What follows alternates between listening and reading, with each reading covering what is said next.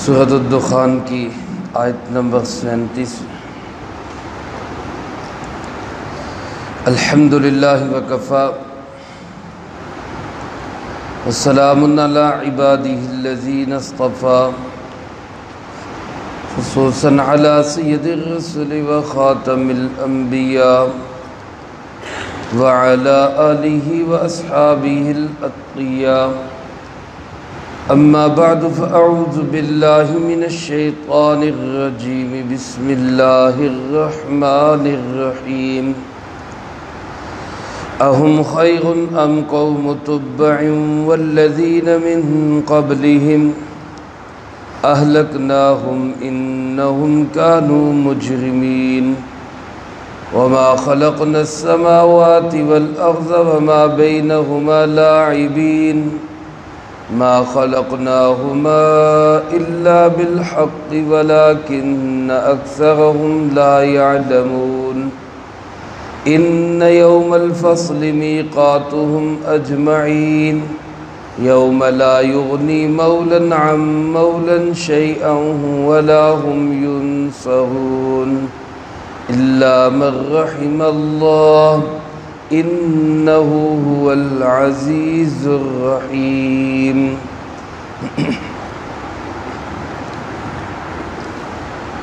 اس سے پہلی آیات مبارکہ میں اللہ رب العالمین نے فرعون اور اس کی قوم کا تذکرہ کیا۔ حضرت سیدنا موسیٰ علی نبینا وعلیہ الصلاۃ والسلام کی بے لوث مخلصانہ دعوت کا ذکر ہوا۔ فرعون کی ہٹ درمی، ضد، عناد اور بغض اور اس کے نتیجے میں اس کی اور اس کے لشکر کی تباہی کا ذکر ہوا۔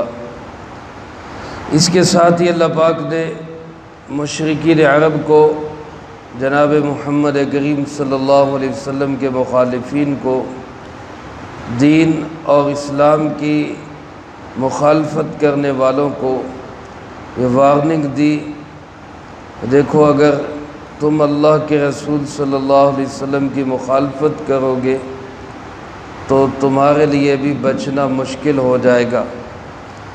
ایک طرف جہاں یہ دھمکی آمیز خطاب ہے، وہاں دوسری طرف صحابہ کرام رضی اللہ تعالی عنہم اجمعین کے لیے بالخصوص اور پوری امت کے لیے بالعموم بہت بڑی تسلی کا پیغام بھی ہے کہ قیامت تک جو بھی دین حق کی مخالفت کرے گا اس کا انجام فرعون جیسا انجام ہوگا۔ اللہ مجھے آپ کو سب کو دین حق کی مخالفت سے محفوظ رکھے۔ اسی سلسلے کو جاری رکھتے ہوئے اللہ پاک نے ارشاد فرمایا، مشرکین عرب کو ہی مخاطب کرتے ہوئے فرمایا، اہم خیر ام قوم تبع، کیا یہ لوگ بہتر ہیں یا تبع کی قوم بہتر ہے؟ تبع کیا ہے؟ اس کے متعلق مفسرین کرام رحمہم اللہ نے لکھا ہے کہ یہ تبع کا ذکر قرآن کریم میں دو جگہ پہ آیا ہے۔ ایک تو یہاں سورۃ الدخان میں اور ایک سورۃ قاف میں آگے 26ویں پارے کے اندر، اور دونوں جگہ پہ صرف تبع کا نام ہے۔ اس کے علاوہ اس کے متعلق کوئی تفصیل قرآن کریم میں بیان نہیں کی گئی۔ تاریخ اور سیرت کی کتابوں میں لکھا ہے یمن کے بادشاہوں کو تبع کہا جاتا تھا۔ نبی کریم صلی اللہ علیہ وسلم سے کچھ 700 سال پہلے، یعنی 7 صدیاں پہلے یہ لوگ زمین پہ گزرے ہیں۔ یمن ان کا دارالحکومت ہوتا اور ان کا پائے تخت اور ان کی سلطنت عرب سے لے کر افریقہ تک کے علاقوں پہ پھیلی ہوتی۔ یہ 3 گزرے ہیں، تبع نمبر 1، نمبر 2 اور نمبر 3۔ یہ جس تبع کا ذکر قرآن کریم میں ہے، مفسرین کرام رحمہم اللہ لکھتے ہیں یہ درمیانی تبع ہے، دوسرے نمبر والا۔ یہ طبہ علاقے فتح کرتا کرتا مدینہ منورہ تک بھی پہنچا۔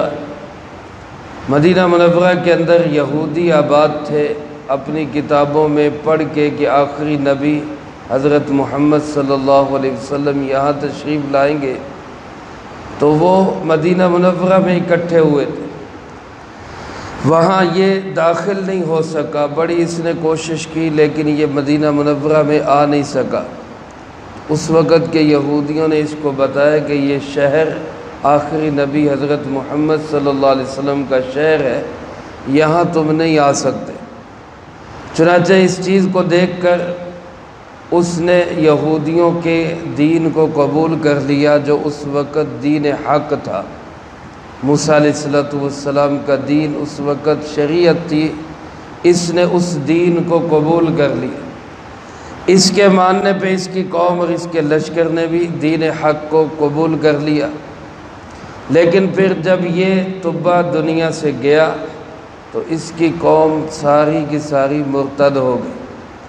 نبی کریم صلی اللہ علیہ وسلم کی ایک حدیث مبارک ہے، آپ نے فرمایا کہ طبہ کو گالی نہ دیا کرو کیونکہ وہ مسلمان ہو گیا تھا۔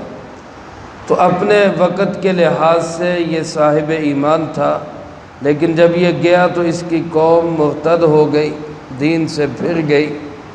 تو باوجود اس کے کہ ان کے پاس حکومت تھی، سلطنت تھی، اقتدار تھا، روپیہ پیسہ تھا، اپنے وقت کی ترقی یافتہ قوم تھی، لیکن جب دین حق سے پھری تو اللہ پاک نے تباہ و برباد کر دیا، منظر نامے سے ہٹا دیا۔ اسی کو اللہ پاک اہل مکہ کو یاد دلا رہے کہ دیکھو تم بہتر ہو یا طبہ کی قوم بہتر ہے۔ ان کے پاس تو مال بھی تم سے زیادہ، ان کے پاس سلطنت بھی تم سے بڑی، ان کے پاس طاقت و قوت بھی تم سے بہتر، لیکن جب اللہ کی مخالفت کر کے وہ تباہ و برباد ہوئے تو تمہاری کیا حیثیت؟ یہ مشرکین عرب کو اللہ یاد دلا رہے۔ اللہ پاک فرماتے کیا یہ لوگ بہتر ہیں یا طبہ کی قوم بہتر ہے؟ والذین من قبلہم، اور وہ لوگ جو ان سے بھی پہلے گزرے، اہلکناہم، ہم نے ان سب کو ہلاک کر دیا، انہم کانوا مجرمین، کیونکہ یہ سب کے سب مجرم تھے۔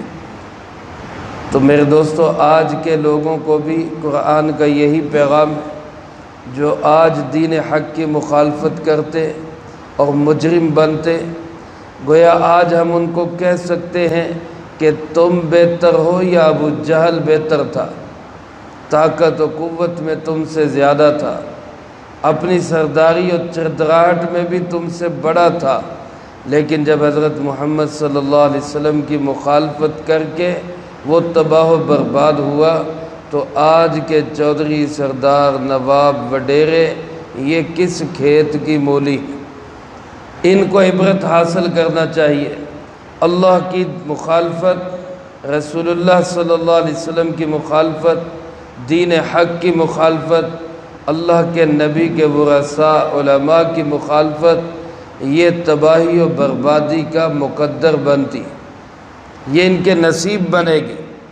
میرے محترم دوستو آج بھی اللہ یہ عبرت کی باتیں ہمیں دکھا رہے ہیں۔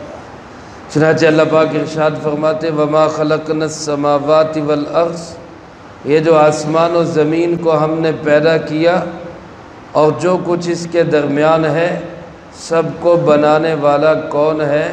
اللہ ہے۔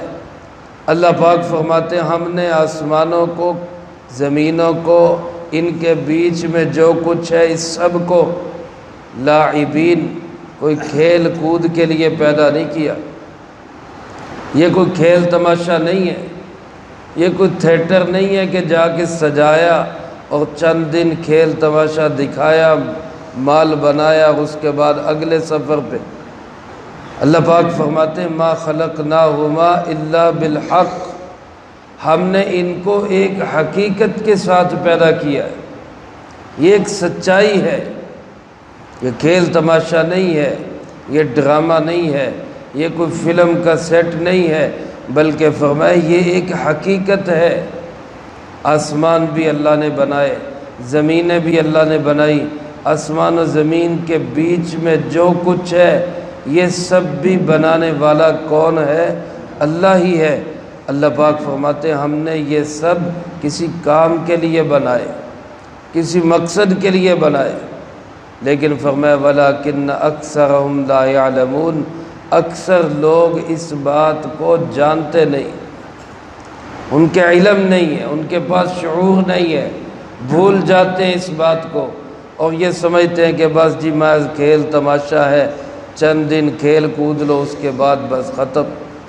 اللہ پاک فرماتے ہیں ان یوم الفصل، یقیناً کوئی شک نہیں، دو ٹوک بات ہے، واضح بات ہے، فیصلے کا دن، میقاتہم اجمعین، ان سب کا وقت مقرر ہے۔ جو فیصلے کا دن ہوگا وہ سب کے لیے طے شدہ وقت ہے، اور وہ فیصلے کا دن کون سا دن ہے؟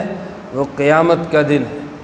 اس کا ایک منظر اللہ نے یوں بیان فرمایا یوم لا یغنی مولا عن مولا شیئا، جس دن کوئی دوست کسی دوست کے کچھ بھی کام نہیں آئے گا۔ مولا یہاں پہ دوست کے معنی میں، رفیق کے معنی میں، دنیا کے اندر انسان بڑے بڑے دعوے کرتے ہیں، دوستیوں کے ساتھ نبھاتے ہیں، جینے مرنے کی قسمیں اٹھاتے ہیں اور بڑی بڑے لمبے چوڑے پروگرام اور دعوے ہوتے ہیں، لیکن اللہ فرماتے جب دن قیامت کا آئے گا تو کوئی دوست کسی دوست کے کچھ بھی کام نہیں آئے، وَلَا هُمْ يُنصَرُونَ، نہ ہی کسی کی کوئی مدد کی جا سکے گی۔ یہاں مصیبت میں انسان پھنستا ہے تو 100 قسم کی مددیں اس کو حاصل ہو جاتی ہیں، کبھی کوئی اس کا ساتھ دے دیتا ہے، کبھی والدین، کبھی بھائی، کبھی رشتہ دار، کبھی عزیز و اقارب، کبھی دوست و احباب، کبھی گلی محلے والے، مشکل میں کوئی نہ کوئی حمایتی، مددگار، نصرت کرنے والا وہ مل ہی جاتا ہے۔ لیکن اللہ پاک فرماتے قیامت کے دن کوئی دوست نہیں ملے گا جو کام آ سکے، کوئی رشتہ دار نہیں ملے گا جو مدد کر سکے، کوئی دنیا کے اندر جو جن کو وڈیرا بنایا، نواب بنایا، چودھری بنایا، لیڈر بنایا، اللہ فرماتے کوئی وہاں پہ مددگار نہیں ملے گا، الا من رحم اللہ، سوائے اس کے جس پہ اللہ رحم کر دے۔ اللہ پاک جس کو اپنی رحمت سے نواز دے اس کے تو مددگار ہوں گے، اس کو تو کوئی نہ کوئی ایڈ مل جائے گی، اس کو تو کہیں سے سفارش مل جائے گی، شفاعت مل جائے گی، لیکن جس پہ اللہ نے رحم نہیں کیا اس کا کوئی سفارشی، کوئی حمایتی، کوئی ناصر، کوئی مددگار کچھ نہیں ملے گا۔ فرمایا انہو هو العزیز الرحیم، یقین کر لو، مان لو اس بات کو کہ اللہ ہی ہے جو غالب بھی ہے، رحم کرنے والا بھی ہے، کوئی شک نہیں اس میں، یقینی بات ہے وہی اللہ عزیز بھی ہے، رحیم بھی ہے، لہذا اس اللہ کے ساتھ اپنا تعلق بناؤ۔ اس اللہ سے تعلق بنانے کا راستہ جناب محمد کریم صلی اللہ علیہ وسلم، آپ کی سنت و شریعت کے مطابق زندگی بناؤ، سنت کے طریقے اپناؤ، انسان کو یہ طریقے ہی اللہ سے ملاتے، سنت اعمال ہی انسان کو اللہ سے ملاتے ہیں، اور جب انسان کی زندگی میں اللہ اور اللہ کے رسول صلی اللہ علیہ وسلم کی محبت ہوگی تو پھر کوئی اس کو نقصان نہیں پہنچا سکے۔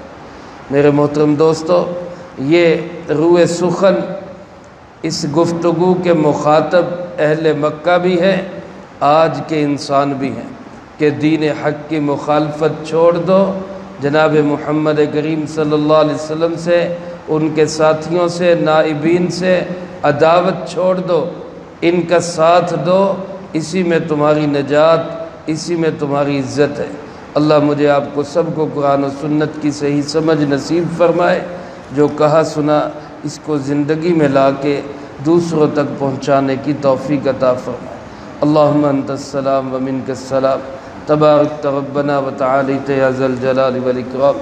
اللہم اعنا علی ذکرک و شکرک و حسن عبادتک، اللهم احسن عاقبتنا في الأمور كلها وأجرنا من خزي الدنيا وعذاب الآخرة. اللهم باقية كباقية الوليد. اللهم استر عوراتنا وآمن روعاتنا. اللهم إنا نجعلك في نحورهم ونعوذ بك من شرورهم. اللهم اكفنا بحلالك عن حرامك وأغننا بفضلك عمن سواك. اللهم اكفنا كل مهم من حيث شئت ومن أين شئت. رب اغفر وارحم وأنت خير الراحمين. رب ارحمهما كما ربياني صغيرا. ربنا تقبل منا إنك أنت السميع العليم وتب علينا إنك أنت التواب الرحيم. يا حي يا قيوم برحمتك نستغيث. وصلى الله على النبي الكريم وعلى آله وأصحابه أجمعين برحمتك يا أرحم الراحمين.